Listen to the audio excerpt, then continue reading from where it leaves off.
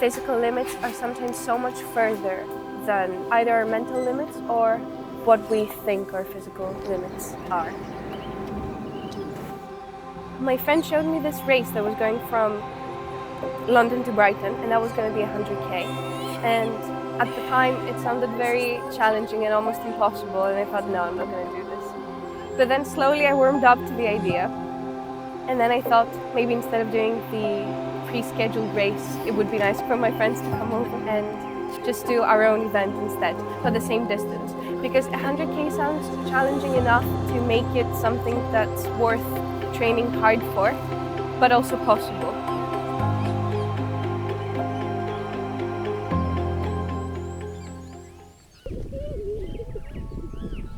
The weeks leading up to the race, I think I was mainly a bit afraid of just the distance, because it sounds a bit dramatic.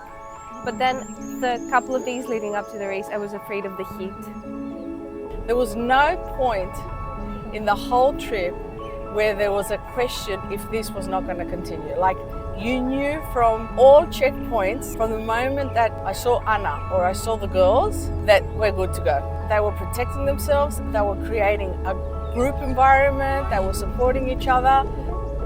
We broke it down to segments of 5k. So that in my brain made it even easier, because I was like 5k, 5k, 5k, like it's fine. It's just 5k's, like accumulated together. And it kind of was, but boy, it also wasn't.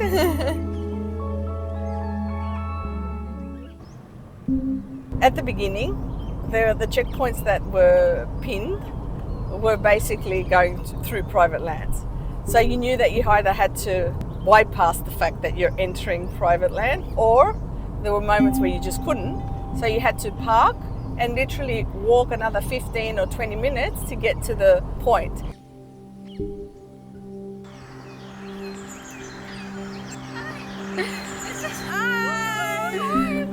How are you? Well, just hot. It's hot now. We were just going a bit slowly, and the heat was catching up way quicker than I thought. Doing very well so far. Very hot already. I was thinking, let's try and forget about the heat and just see how far we can get. And I had a lot of trust and faith in my friends to try and keep me alive and going for as long as possible. But safety comes first.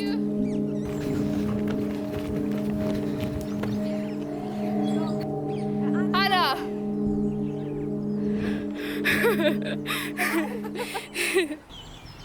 At 30 kilometers, it was already so hot, even though it was so early in the morning, that I was thinking, oh, this is going to be a tough day. I think it just became a bit more, it required a bit more planning and problem solving in the moment than maybe I anticipated. Yeah, I thought that the strategy initially was just to kind of go slow and steady for as long as possible, and then at some point I thought I would hit a wall and then we would need some extra boost. But with the heat, that point came so much earlier on, which meant that we had to do a lot of extra things to cool down and make sure we're still going.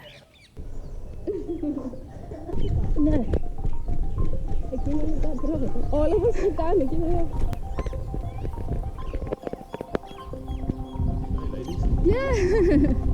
You going far? Yeah. 100k. 100k? Yeah. We've been collecting animals as well, spotting them. And you got your wonderful support crew. So lucky. We also have a car somewhere. Meeting us every 5k. Yeah. Oh, fair play. Yeah. What time are you looking to do it in today? Well, it's going to be a long one. Probably. Have you got enough water? Yeah, 15 hours. 14, Yeah, 14 14. hours, yeah. Yeah. 16. How many mic over first? No, thank you, it's fine. Yeah, got it, thank you. We went to a private camping site sort of thing, and you're driving about 5 minutes on a one-way lane, and you know that if there's a car that's going to come, I have no idea how I'm going to back down or go left or go right. Finally reached the destination, and she goes, "You've got to go back. This is a private camping area." Trying to persuade that lady that all I want to do is give water to a person that's doing 100k electrolytes, and I will park for 5 minutes and literally be out of your way, I think that was quite challenging, because she saw this big backpack. She thought I was just definitely going camping, and I was lying straight to her face. I said, open my bag, look at all the electrolytes, the ice, anything. At the end of the day, she let us go, she let us park, and running to the point, I think I was doing my own little ultra marathon, to be honest with you. She must have been thinking, what a terrible picnic. If it's only gels and electrolytes. Yeah. I was literally fighting for my life. Τη ίδια τη χάσαμε. Ναι, αλλά το πάθη ήταν χάλια, περπάτησαμε πολύ. Εγώ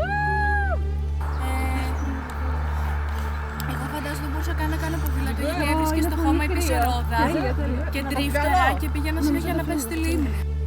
There was a moment that Anna requested ice, and this was about 1 midday, and there was no ice. The ice had melted down. We weren't going to make the checkpoint. So I found this pub. We had bagels. We take out the bagels. We put the ice in the bagel bag. The bagel bag did its work. The ice did not melt. Just to see that, you know, even the people would get excited to help, even through the towns. Like it was an amazing experience.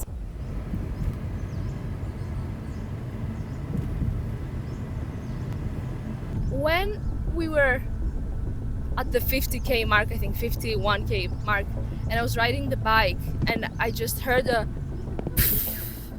and the wheel just went out completely flat. At that point it had been 6-7 hours of Anna running in exposed sun, and I was like, oh no, the vibes are not high right now. Πού το κατάλαβες ότι είχε λάθη? Έκανε και έσχασε. Και είδα έχει μπει ένα σαν του τριανταφάρου του αγκάθι. Ναι.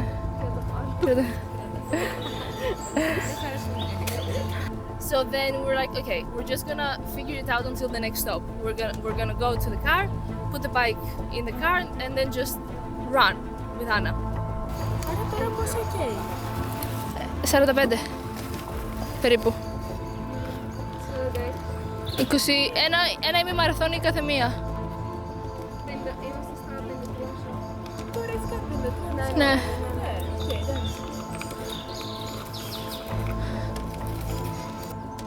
When the bike broke, I thought that's going to be a challenge, a logistical and physical challenge for the girls now. And I was thinking, I really don't want the girls to have to run even 20 kilometers each. That would be a bit too much.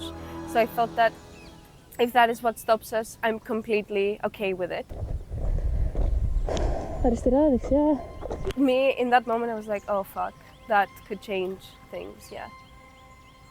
When the bike broke down and I realized that I'm gonna need to run like almost a marathon myself and I didn't have any training, I was like, the least I can do, just try to mirror back her mindset at that time. So I feel like the only reason I was able to run that much was because the whole time I had Anna in my head and I was like, okay, pretend you're Anna, like be like Anna right now. Ας ανοίξω πόσο κοντά είμαστε κιόλας. Η Άννα, η Ελλάδας. I started doing the math and it was already like 6-7 o'clock, and I knew the original plan was to end at around 10 or 11 at night, and we only had like 4 hours till then, but like 20 plus kilometers to go. So I was like, oh my god, she's gonna make it, but I don't want her to get discouraged that she's not gonna finish at 11. That's where the morality question started. There were moments where I would like think, oh, maybe I should say something and I'm the responsible person here. Where is your right to say, you know, I think you should stop? Like who decides that, you know? The runner, the person that's looking out and bringing the water. You know, they left those fears and questions each time I looked into Anna's eyes. Each time I saw a responsible adult that was challenging herself, no doubt, but at any given moment you could tell that she had control over her challenge. I think at some point a bit numb to the heat. I just had to depend on my visual information to know that it was so hot. I think I just felt very tired, but not the kind of tired that really begs me to stop. Just the tiredness that, like, I've been sat under the sun or by the sea all day and I'm just a bit tired and ready to go to bed. It felt kind of, steady and like it was slowly taking bits from me and my energy. Sometimes I was almost at the point where I thought, oh, what the fuck? And I was gonna get into a very unhelpful conversation with myself, but then Mariana would be like, we're running now, snap out of it. Or Cynthia would be like, Envio, let's go. And I would kind of not even get into that terrible self-talk pattern. Ora, Thank you, girls. I was looking at her running and I was in such awe of her determination, of her rhythm, of her calmness. The feeling of being so well taken care of and having to just accept it and believe that these people are there for you, so you just accept it and keep going. That is one thing that is very different to everyday life, I would say. Like, there's not many moments that you just surrender yourself to someone and they take care of you and you're like, okay, I'm off. And the other thing is just the accumulated fatigue in combination with the satisfaction of how far you've come, but also the dread of what's to come. And all of that together makes for a very specific, weird feeling.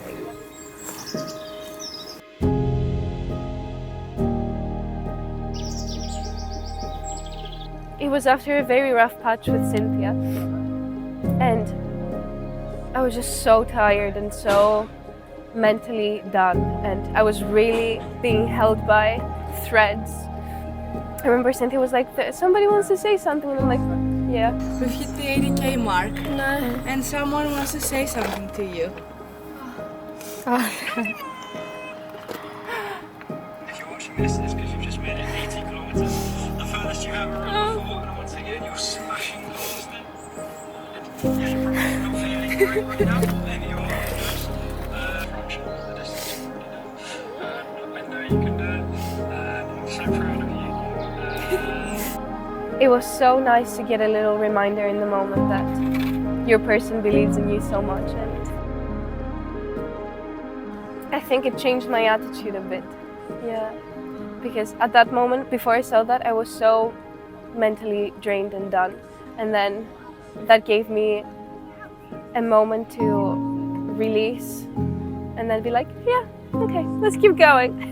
It was lovely. Να αλλάξετε δρομολόγιο. Ότι τώρα. Συμφωνώ. Ναι, Να τώρα. πάμε από την πόλη. άμα Ναι, γίνεται. να πάμε από την πόλη. Συμφωνώ. Βρήκαμε alternative. Όχι, προσπαθώ να βρω alternative. And we found these football fields and we started running there. So that was a bit of a shock to the system, because I was really loving how I can visualize the end point, that I'm going from point A to point B, which is this very specific point and it's the source of the Thames, and I was really thinking, oh, it's going to be so nice when we get to the source of the Thames. And now we were no longer going to do that. We're running and Anna just starts crying. I was like, I get it, just cry and run. We gave each other a hug and she was like, yeah, I'm just gonna cry and run. And she was just so determined to finish her goal that it didn't matter at the time. After that, it was just a repetitive mess around the football pitch. And yeah, it was tough. My watch died. I looked at it to get directions and I'm like, oh, that's gone. And I was thinking, what the hell? Like, I've gone all this way and now that's gone as well. But there was no time to stop and try and troubleshoot and figure out charging it or whatever. So we were just like, okay, let's keep walking, running. The clock is ticking. We really need to get this done. It was such a challenging day. And my recovery has been so good as well that I feel so happy and so proud, and I feel stronger than I thought I was. I was very happy. I was very happy when, for the last, was it like 200 meters or something, all of my friends joined and we were slowly running around the car to rein it in. I was very happy. And then when I was presented with my medal, I was so happy. I was very touched. Yeah. There's 3 things that I'm the most proud of. One of them is how strong I must be to have completed this and to be recovering so decently. The other thing is how I can keep going if I've decided I'm going to do something, that I can keep some commitment and resilience going even in terrible moments. And the third thing is that I have such incredible friends that are there for me and yeah, just come through wherever I am, whatever I want to do. Yeah.